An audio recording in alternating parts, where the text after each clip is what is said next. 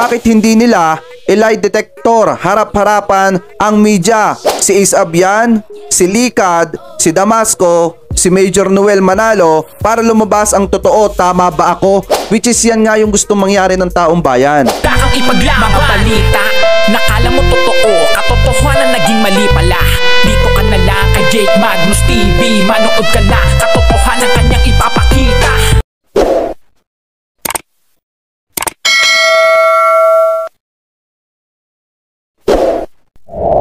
Yow! Usap sa inyo mga kawanlab, ako nga po pala si Jake Magnus at nandito na naman po kayo ngayon sa Jake Magnus TV. So ito pong pag-uusapan natin mga kawanlab ay wala lang naman pong iba kung hindi etong naging conversation po namin ng isang psychic reader na nakatutok po dito sa kaso po nitong si Jovelyn Galieno na si Ma'am Kyla Gomez. Pag sinabi po nating psychic reader mga kawanlab, dyan po papasok etong sina Jay Costura at saka po itong sina Rudy Baldwin. Ano po na kung saan nakikita po nila yung mga bagay na mangyayari pa lang at yan po yung meron etong si Ma'am Kyla Gomez. Ano po? At isa po tayo sa mapalad na vlogger na pinagkatiwalaan ni Ma'am Kyla Gomez na mapagsharean po niya at mapagsabihan po niya ng kanyang mga nakita sa posibilidad na pagkawala nitong si Jovelyn Galieno. At gusto ko lamang po sabihin sa inyo na bago po natin ito ipagpatuloy, ang lahat po ng mga tao na mababanggit po dito ay hindi po natin pinaparatangan at hindi po natin sinasabi na suspect po sila. Ano po, sila po ay hinalaan lamang po at nananatili pa rin po silang inosente dahil hindi pa po sila nababasahan ng korte. At gusto ko din po sabihin sa inyo na nasa sa inyo po kung maniniwala po kayo or hindi sa pinag-usapan po namin itong si Ma'am Kyla Gomez. Dahil po itong si Ma'am Kyla Gomez po talaga ay isa pong psychic reader. Ano po, kaya nasa sa inyo na lamang po kung maniniwala po kayo or hindi. Dahil may mga ilan po talaga na supporter na hindi po naniniwala sa katangian po ng mga psychic. Pero guys, isa ako sa naniniwala sa katangian po nila. Dahil alam ko na may basihan sila at may mga nakikita po sila na mga bagay na hindi po nakikita ng mga ordinaryong tao na katulad po natin.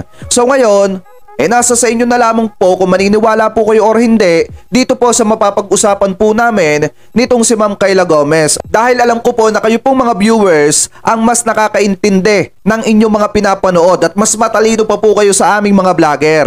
Ano po, so ngayon mga kawanla, bago natin pag-usapan yan, ay nais ko po muna sabihin sa inyo na kung kayo po ay bago pa lamang po dito sa ating YouTube channel, ay nais ko po munang hilingin sa inyo na i-like po sana natin eto pong like button natin dyan sa baba at huwag nyo na rin pong kalimutan na mag-subscribe dito po sa ating YouTube channel at hit nyo na rin po yung ating notification bell para lagi po kayong updated sa tuwing mag-upload po tayo ng mga panibagong video na katulad po nito. At kung natapos nyo na po yan, ay gusto ko po kayong batiin ng isang magandang umaga, tanghali, hapon, gabi. San man sulok ng mundo kayo naroroon, mapa sa Pilipinas man po or ibang bansa, sana po ay nasa mabuti po kayong kalagayan at gabayan po kayo ng ating Panginoon. Pasensya na mga kawanlab kung medyo paus tayo at medyo barado po yung ating ilong dahil meron po tayong sipon ngayon.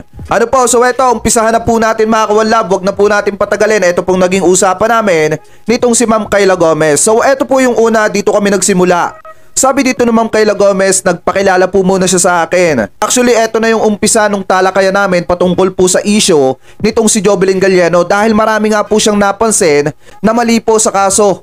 Ano po ng pag-usad ng kaso nitong kay Jovelyn Galieno. So sabi niya dito, actually di lang ako psychic reader. 7 years na ako na nag-work as investigator sa US. Isa kami sa ginagamit para masolve ang case. Yan po yung pagkakasabi nitong si Ma'am Kyla Gomez. Sabi pa niya dito, kahit i-verify mo yan sa abroad, legit yan. Balik tayo sa topic kay Ace Abian. Issue. Yan po yung pagkakasabi niya. Sabi ko, sige po.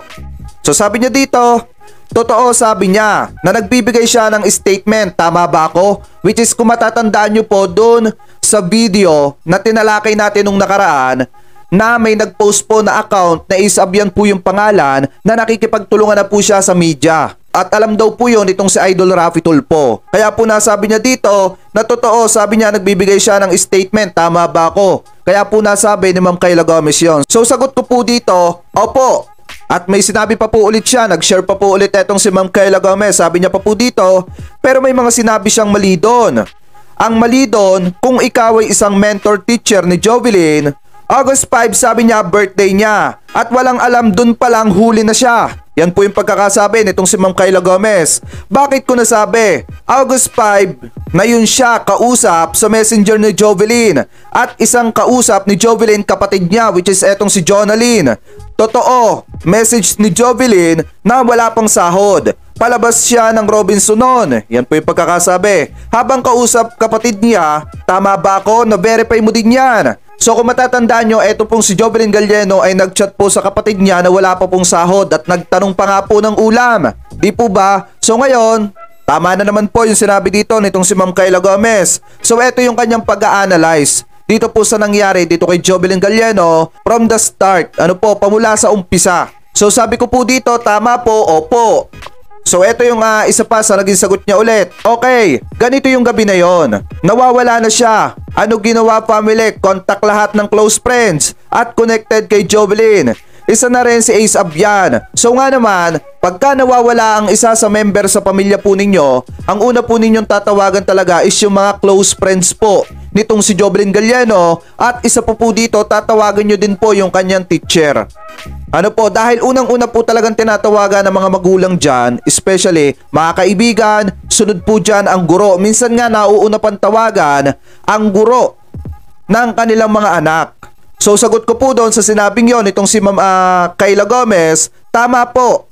Eto yung naging isa pang sagot niya sa akin. Anong ginawa niya? Pinagbububura nila, messenger, usapan. Yung kala ni Ace Abian, once na pinatrace yan sa IT expert, kahit i-delete niya yan, lalabas yan at mare-recover. Tama ba ako?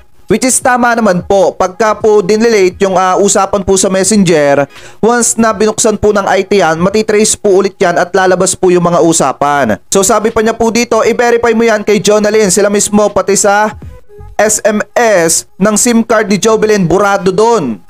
So sabi ko, opo at nasubukan ko na yan. Which is yun nga pong pag-trace dun po sa mga nabura na usapan po dito sa messenger. So ngayon, eto pa po yung sinabi niya. Kahit pinatry na nila ipa-restore message sa SMS ni Jovelyn, wala totally nakita. Ano ibig sabihin? May malaking tao na nagbayad sa telecom para burahin ang mga ganong usapan at messages. Kahit i-verify mo yan sa interview kay Jonalyn, nakita ko at sinabi ko totoo lahat. Sinabi din ni Jonalyn yan kay Sir Tulfo about sa binura sa SMS. Kahit i-check mo yan later. Next tayo. Ikaw si Ace Abian. Bilang teacher at nakarating sa iyo, issue na yon dahil trending, dapat una mo ginawa pumunta sa bahay makipagtulungan hanapin dahil student mo. Which is yan nga po yung ginagawa ng ibang mga guro lalo na kapag ka nawawala ang kanilang mga estudyante. So eto po yung naging sagot ko dyan. Tama po. Sabi niya pa dito, check mo log in log out ni Ace Abian. Duty niya at sa school, titugma. Di niya ginawa yung tama ba ako? Ano ginawa niya? Umiwas na. Walang tao nagagawa ng ganon. Umiwas lalo na, pulis ka. Tama ba ako, Sir Jake?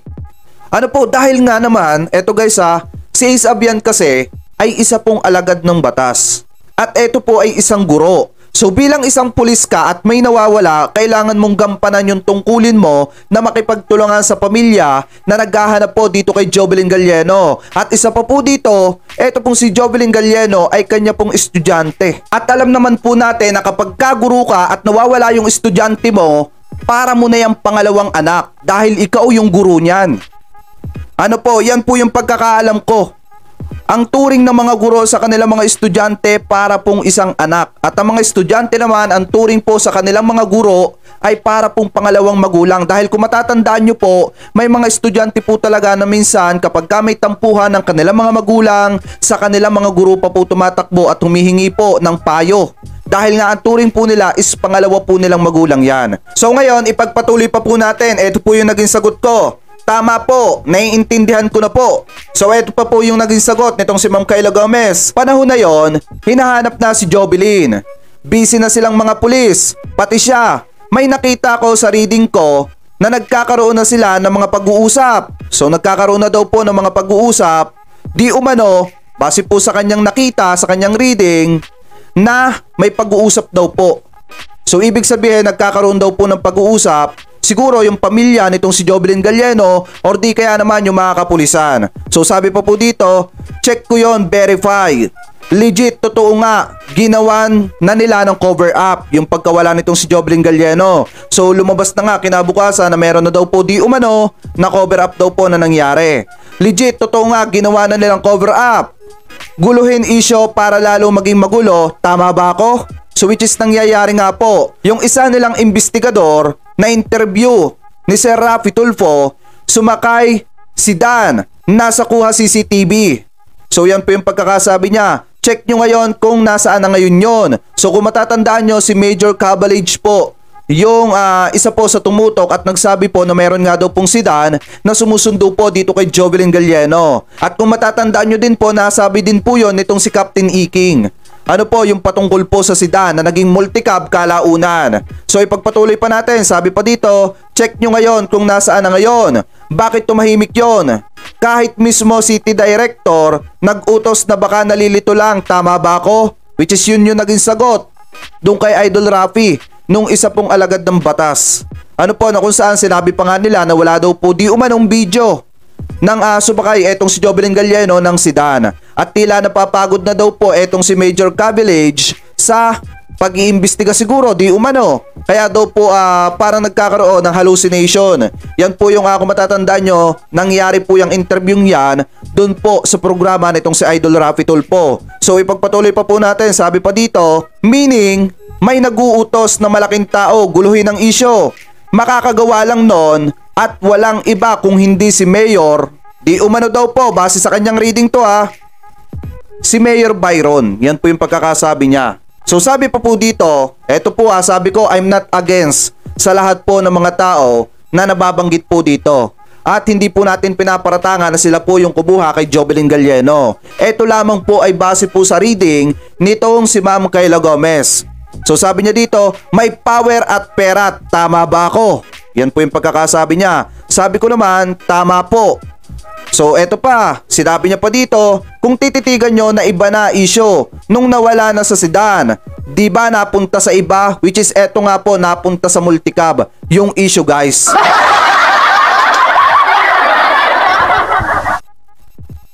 Yan po talaga yung nangyari. So guys, eto pa nga yung sabi ko multicab. So sabi niya pa sa akin, iba na rin humawak ng case, di na siya. Hindi na po yung si Major Cabalage yung humawak po. Cabalage o Cabalage, pakitama na lang ako kung ako po ay mali. So hindi na po yun yung nakikita natin na humawak po ng kaso nitong si Jovelyn Galieno. So ngayon, nag-reply siya dun sa sinabi kong multicab. Sabi niya, yes, kung saan planado na nila guluhin yon. Tawag doon part 1 cover up. Yan po yung pagkakasabi at pagkakaanalisa nitong si Ma'am Kayla Gomez, nitong kausap natin na psychic reader. So sabi niya, next tayo. Panahon na yon, mainit ang issue. Busy na ibang mga kapulisan kung papaano hahanap ng ibang cover up. Eto, bata ni Mayor na si Lika Damasco, iba pa, nakikipagnegosasyon na palihim sa Robinson Mall. Problema, hindi yan kinagat ng management, legit yan, kahit i-check nyo yan. O yan yung pagkakasabi po ni Ma'am Kayla Gomez, kahit daw po i-check yan, legit daw po yan. So sabi pa po dito, di umano daw po, anong nangyari? Next, nag-message ko or ako kay Konsehal Damasco na buhay pa si Jovelyn. Nasa North Palawan siya. May proof ako yan. As siya saan banda? Wait, hanapin ko. Sabi ko, nabasa ko po yan ma'am kasi naipost niya po ito sa public at nakapublic na rin po ito. So eto daw po yung proof niya. So ngayon guys, eto, nakausap niya etong si Konsehal Damasco nung panahon na kainitan po na nawawala etong si Jovelyn Galieno. Ang napag-usapan pa nga po nila dito, sabi ni Ma'am Kayla Gomez, hindi ko kasi nakita yung una, medyo natakpan. Eto, basahin na lamang po natin yung mahagi po natin Nakikita ko dito na maganda lugar na mapuno. Yan yung sinabi ni Ma'am Kayla Gomez. So ang naging sagot naman po dito nitong si Konsehal Elgin Damasco, sa South or Northern Palawan kaya? Ayan, patanong Sabi naman nitong si Ma'am Kayla Gomez, ito yung naging sagot nitong si Ma'am Kayla Gomez, dito po kay Councilor Elgin Damasco. Nasa paligid niya at may tubig po nakapaligid. May map ba kayo or photo na pwedeng ipakita sa akin? So para sabihin ko, yan yung pagkakasabi nitong si Ma'am Kayla Gomez. So ito po yung naging sagot nitong si Councilor Elgin Damasco dito sa psychic na kausap ko po. Sabi niya, Google mo please map ng Palawan. So eto yung naging sagot naman ni Ma'am Kayla Gomez. Okay po, utusan ko IT ko. Wait po, nireading ko na po lugar. Sir, nasa isang lugar siya na may private resort, walang gaanong bahay nakatira. Yan po yung pagkakasabi nitong si Ma'am Kayla Gomez dito po kay Councilor Elgin Damasco. So ngayon, eto pa po yung sinabi sa akin nitong si Ma'am Kayla Gomez. Sinasabi ko na yan na may duda na ako kay Konsehal Damasco pero di ko lang pinapahalata sa kanya.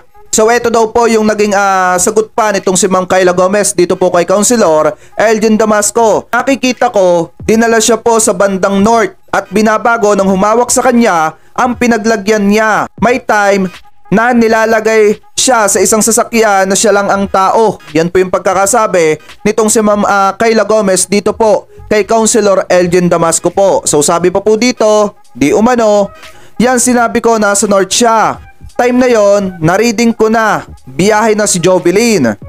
Para ibiyahe totoo naman, tama ba ako Sir Jake? Later non, sabi ko pwede ko i-connect sa pamilya ni Jovelyn. Panahon na yon, hindi ko pa friends or nakakausap si Jonalyn Galieno. Gusto ko sana iparating na may dadalhin buto or may dadalhin buto. Malapit sa lugar na yan, sa inyo, kaso late na. Yan po yung pagkakasabi nitong si Ma'am Kayla Gomez. Na-reading niya na may dadalhin daw po di umano na buto daw po. Malapit daw po sa bahay nitong sina Jovelyn Galieno. So eto naman po yung naging sagot ko po dito. So ma'am, ibig sabihin, kaya na bago is sinumbong ni Damasco.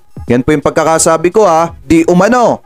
So after nun, bigla ito sabi ni Konsehal sa akin. Pagkatapos daw mag-chat niya ng ganon, yung ipinakita ko sa inyo kanina, is eto daw po yung naging sagot nitong si Konsehal di umano dito daw po kay Ma'am Kayla Gomez. So sabi niya dito, nakakahalata na sila time na yon. Nakikita ko sa loob ng van na itim ay si Ligad or Ligad. Ibang opisyal ng PNP.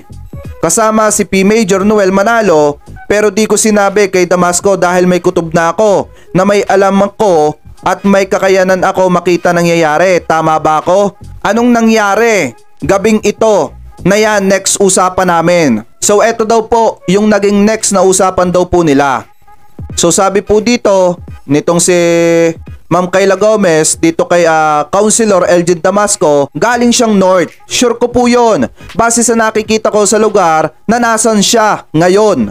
So eto po yung naging reply daw po nitong si Konsehal Elgin Damasco, August 23, 4:10 AM.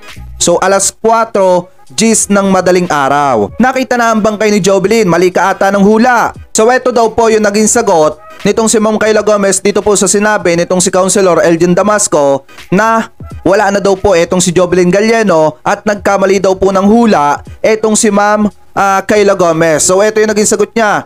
Tinuluyan talaga siya. Sorry po, condolence ginawa ko best ko, nakaraan okay pa siya. So sabi daw po nitong si Councilor, eto yung naging sagot ni Councilor dito kay Ma'am Kayla Gomez. Pinatay siya the day mismo na nawala si Jovelyn. Kaya mali po ang lahat.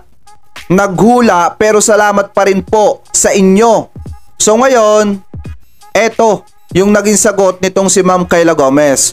Hello sir, yan po ito baka mapagbigyan nyo ako. So humiling pa na baka mapagbigyan etong si Ma'am Kayla Gomez nitong si Councilor Elgin Damasco. So ibig sabihin ni Councilor Elgin Damasco na mali daw po lahat ng nanghula dito sa nangyari kay Jovelyn Galieno. Pamula sa lahat ng nangialam at nanghula dito po sa nangyari kay Jovelyn. So ayan, ito po yung sinabi sa akin ni Ma'am Kayla Gomez. Kinukutuban na ako, may mangyayaring cover up, pero nag-i-insist siya sa akin na mali hula ko, hindi totoo. No comments ko, alam ko tama hinala ko na may alam din siya. After ilang days, pagkakita sa Kalansay, sabi ko hindi yan si Jovelyn, cover up yan. Yan si Leobert Fall Guy. After ilang days, lumabas ang totoo, tama ba ako? Yan yung pagkakasabi sa akin nitong si Ma'am Kayla Gomez na nagkakatotoo naman po dahil hindi po talaga pumayag ang mga netizen na yung Kalansay po na natagpuan ay kay Jovelyn Galieno po. Dahil ipinagpipilitan po talaga ng taong bayan di umano na hindi po yon kay Jovelyn Galieno. Kahit naglabas na po ang PNP ng positive na result patungkol po sa DNA test ng Kalansay po di umano nitong si Jovelyn Galieno. Ano po, hindi pa rin po talaga pumapayag ang mga netizen at base po yan mismo sa ating mga kababayan. So ngayon, ipagpatuloy pa natin. So ang naging sagot ko dito kay Ma'am Kayla Gomez, opo. So eto naman yung sinabi sa akin ni Ma'am Kayla Gomez. Ngayon, tanong ng iba kung tinorture si Leobert. Sagot ko sa reading, oo, binubugbog ng ibang pulis kasama si Likad, yang si Leobert. Ngayon, tanong ko sa NBI after ng result nila, bakit hindi nila lie detector harap-harapan ang media? Si Ace Abian, si Likad, si Damasco, si Major Noel Manalo para lumabas ang totoo, tama ba ako? Which is yan nga yung gustong mangyari ng taong bayan. Ang ipalay detector test, etong mga ito, dito po mismo sa programa nitong si Idol Raffy Tulfo. At mismong si Idol Raffy yung magpapalay detector test sa mga ito para malaman po ng taong bayan kung nagsasabi nga po ba ng totoo or hindi ang mga ito. Ano po, di umano. Base po sa kanyang sinabi. So ngayon, sabi po dito, eto po yung naging sagot ko. Yun nga po ma'am, dapat talaga po malay detector test sila. So eto pa, naging sagot ulit sa akin ni Ma'am Kayla Gomez, yung kausap natin na psychic reader. Isa pa, malalaman mo kay Leobert na totoo na torture siya. Sinampal ng tsinelas, hindi inamin ni Pulis Manalo. Try mo sa harap ni Leobert, may hawak ang tsinelas. Makikita mo sa bakas ng mata niya ang pobya. Tama ba ako or hindi? Kahit sinong tao, pag nagulpi ka, sabi ko tama po. At uulitin sa harap mo, mapapailag ka na lang talaga, tama ba? Ngayon, tingnan mo, si Leobert utos ni Tulfo dalhin sa Manila si Leobert. Ano nangyari? Hindi natuloy na dapat tapos na result pero hindi pa sinisimulan. Iba result ng NBI. Bakit? Kasi may nagmamando nasa NBI na malaking politiko na i-hold muna. Tama ba ako? Kaya kung titingnan mo ang sagot ni Likad, Pulis Manalo at Ace Abian, sabi ko grabe ma'am, tama po kayo. Confident sila. Yan yung sinabi niya sa akin. Confident sila, siwar mo sila, halata confident. Bakit kasi iba evidence nililihis na nila? Ngayon, anong habol natin mga tao, media at ako? Di nila kaya burahin, ito ang gagawin kong una. Ipapatawag sila lahat sa harap ng mga media, ipapalay detector at i-hold muna sila with permit ng DOJ, NBI, PNP, tama ba ako? Which is ang sinasabi niya po dito, di umano base po sa kanya na una, ipalay detector test yung mga nasasangkot. Pangalawa daw po, ipatawag daw po at tingnan daw po yung mga account kung may pumasok daw pong pera, di umano base po dito kay Ma'am Kayla Gomez. Ano po? So, yun po yung sinasabi niya. Doon daw po malalaman kung sino ba talaga ang nagsasabi ng totoo or hindi. At kung sino nga po ba talaga di umano ang nakipagsabuatan. Base po sa kanya at base po sa nakikita niya. Ano po? So ngayon, eto sabi ko, yes ma'am, big check. Diyan sila mache-checkmate. So eto pa, ipagpatuloy pa natin. Sabi niya pa ulit, second, i-check ko sa bangko at sa ibang account nila mga pumapasok na pera sa pagitan ng August 10 until ngayon. Biruin nyo, may sinabi siya August 10 hanggang ngayon daw po. Makikita mo may mga pagbabago sa mga pera nila Likad, Mayor Byron, Damasco, Ace Abian, Noel Manalo. Sure ko di yan proseso pero sure evidence, tama ba ako? So yan po yung pagkakasabi niya. Ako guys, sa totoo lang, sabi ko wala akong hate sa mga nasasangkot.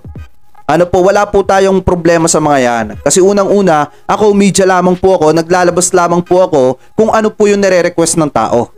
At ngayon, may nakausap po tayo na psychic na nakausap din po pala nitong si Councilor Elgin Damasco.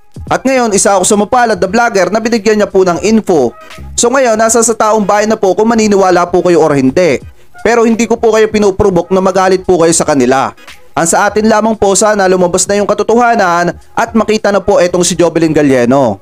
At sana naman po, sila, ipinapanalangin ko na sana wala silang kinalaman dito sa kaso po nitong si Jovelyn Galieno. Dahil kung mapapatunayan po na may kinalaman po sila, pagbabayaran po nila yon. Di po ba? So ako naman, wala naman akong problema sa kanila. Ano po, at hindi ko naman din po sila kinakalaban at inaaway. Sinasabi ko lamang po yung totoo base po sa sinabi sa akin ni Ma'am Kayla Gomez. Ayan po, may proof po. Yan po yung conversation po namin. At wala naman po talaga akong sinabi against sa kanila. At ngayon, etong pinagbasihan itong si Ma'am Kayla Gomez is base po sa sarili po niyang pag-a-analyze at base na rin po sa kanyang nakikita sa kanyang reading. At hindi ko rin po masisisi etong si Ma'am Kayla Gomez kung yun po yung nakikita niya po.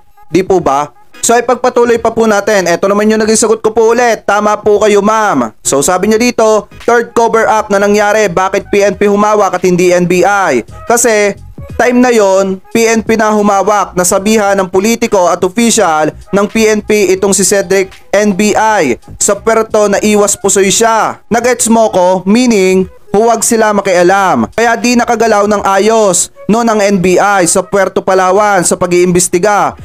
Ngayon, isa pa, proof of evidence, yung mga nakikita gamit ID at alahas. Kung napunta yon sa NBI Manila, makikita pa doon yung mga fingerprints na magpapatunay na fresh pa, na galing kay Jovelyn at kakakuha lang nila pati alahas.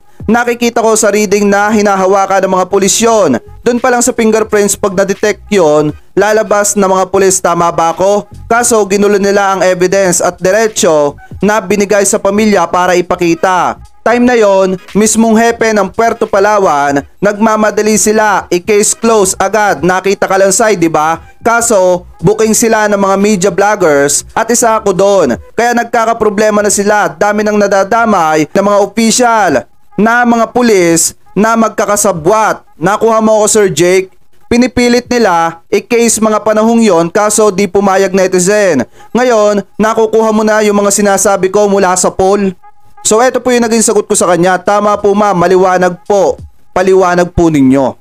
So yan guys yung napag-usapan naming ilang mga bagay nitong si Ma'am Kayla Gomez at nasa sa inyo po kung maniniwala po kayo or hindi. At gusto ko pong sabihin sa inyo na lahat po ng mga nabanggit doon ng mga pangalan ay hindi po natin pinaparatangan yon. Ano po, hindi po natin sila pinaparatangan at wala po tayong problema sa kanila. At sila po ay hindi pa po nababasahan ng korte at hindi pa po sila sinasabihan ng guilty kaya hindi pa po sila natin masasabing kriminal. Ano po, pinaghihinalaan pa lamang po sila at hanggat pinaghihinalaan po sila ay mananatili po silang inosente. Ano po, at hanggat walang napapatunayan po sa kanila na sila po talaga yung gumawa po ng ganong krimen kay Jovelyn Galliano ay mananatili po silang inosente. At gusto ko din po sabihin sa inyo na ito pong si Ma'am Kayla Gomez ay wala po itong gustong banggain at sagasaan po sa kanyang mga sinabi po sa atin base po sa mga reading po niya. At ang gusto pong mangyari ni Ma'am Kayla Gomez, lumabas po ang katotohanan at makabalik po ng ligtas etong si Jovelyn Galliano. Kaya dun po sa mga nabanggit ni Ma'am Kayla Gomez is hindi po kayo pinaparatangan at pinaghihinalaan lamang po. Ano po, so maraming salamat po sa inyo sa walang sawang pagsuporta dito po sa ating YouTube channel. Maraming salamat po sa mga hindi po nag-i-skip ng ads, malaking tulong po yan. At sa mga nag-iiwan po ng like dyan sa ating like button dyan sa baba at mga nagsasubscribe at nag-iiwan po ng mga komento. Maraming salamat po, ingat po kayo palagi, God bless po. Pag mali, di nyo pwede na itama. Kaming mga Pinoy, huwag nyo laging binabata. Meron siyang paninindigan sa sarili, dukhang palaban pero di nagtaas ng ihe. Yan ang Batanggenyo, Jake Magnus. Dahil ang lahat hindi dito natata. Jake